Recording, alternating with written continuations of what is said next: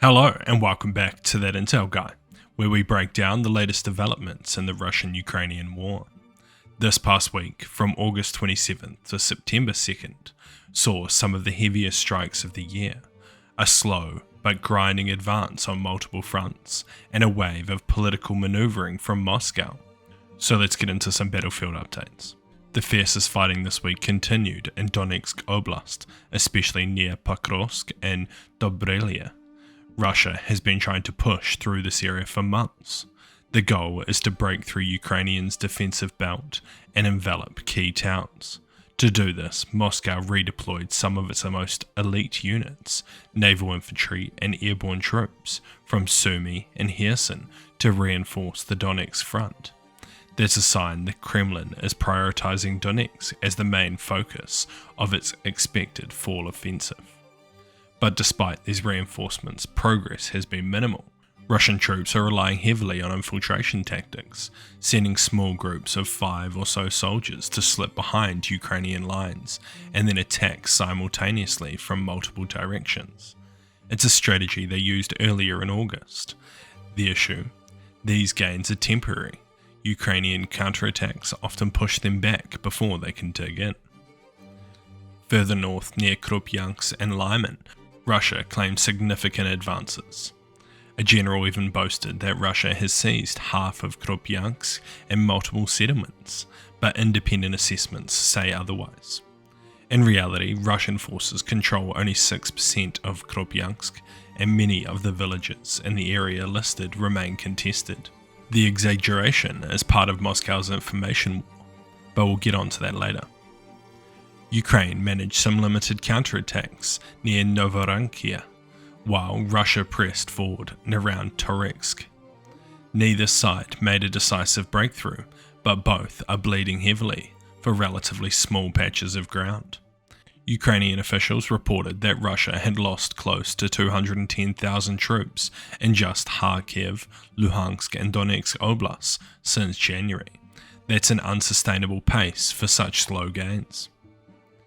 Ukrainian forces also made small gains in the northern Kharkiv Oblast. This front remains important because Russia's long-term goal is to create a buffer zone near the border, especially around Sumy and Kharkiv, to shield Belgorod and Kursk. In the air campaign, this has been one of the most intense weeks of missile and drone warfare of the entire war. On the night of August 27th to 28th, Russia launched 629 drones and missiles, making it the second largest strike of the war so far. Kyiv was the main target. Residential buildings were hit, killing at least 21 civilians, including children, and damaging both the EU and British diplomatic buildings. It's a clear signal that Russia isn't just trying to terrorize Ukrainian cities, it's sending clear messages to Europe. Then, just 2 nights later, Russia followed up with another 500-plus drone and missile barrage, striking energy and civilian infrastructure across more than a dozen oblasts. Ukraine's air defences performed well, downing the vast majority, but debris and the few that got through caused major damage, including in Zaporizhzhia, where residential blocks were hit. Ukraine, for its part, kept up its long-range drone campaign against Russian oil infrastructure. Refineries in Samara and Kradonskaya were hit, forcing Russia to extend its gasoline export ban and driving the price of fuel up. By early September, gas shortages were reported not just in the Russian areas, but also in occupied areas of Kherson and Luhansk. On the political front, while the front lines remain mostly static, the political maneuvering has intensified. On the international stage, Putin used the Shanghai Cooperation Organizational Summit in China to repeat old narratives, claiming the war was started by the so-called Western coup in 2014 and insisting that peace is only possible if Ukraine abandons its NATO ambitions. The Kremlin even wheeled out ex-President Yanukovych in a carefully staged video to back Putin's line, trying to paint him as Ukraine's legitimate leader. Meanwhile, at a meeting with Slovakia's Prime Minister Robert Fico, Putin pretended to offer small concessions, like saying Russia never opposed Ukraine joining the EU, while rejecting any serious compromises. This was aimed at signalling flexibility to Washington, but without budging on Russia's core demands. And in a curious plot twist, North Korea is back in the picture. Intelligence reports say Pyongyang is preparing to send another 6,000 troops to Russia, not for frontline combat, but for support roles like engineering and logistics in broader regions. That would free up Russian troops for more assaults in Ukraine.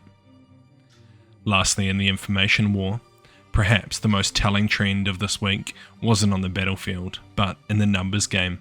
Both the Russian Defense Minister and Chief of Staff gave speeches inflating Russians' territorial gains. They claimed that Russia had taken 3,500 square kilometers since March. The reality is much closer to 2,300. Russian military bloggers, usually very pro-war, even pushed back, calling these claims a very big exaggeration. That rare criticism shows how shaky the Kremlin's narrative really is. At the same time, Moscow continues its nuclear saber-rattling. Former President Medvedev directly threatened France and Germany on social media, warning they could end up like 1945 if they kept supporting Ukraine. These scare tactics are aimed squarely at weakening Western resolve. So what's the big picture? Russia is bleeding manpower for inches of ground while trying to prepare for a larger fall offensive in Donetsk. Ukraine is hitting back deep inside Russia, eroding its fuel supplies and economy. And politically, Putin is clinging on to his original war aims, while pretending to offer concessions to keep Western negotiators at the table. The next few weeks could be pivotal. If Russia does launch its fall offensive, it will likely be on Donetsk.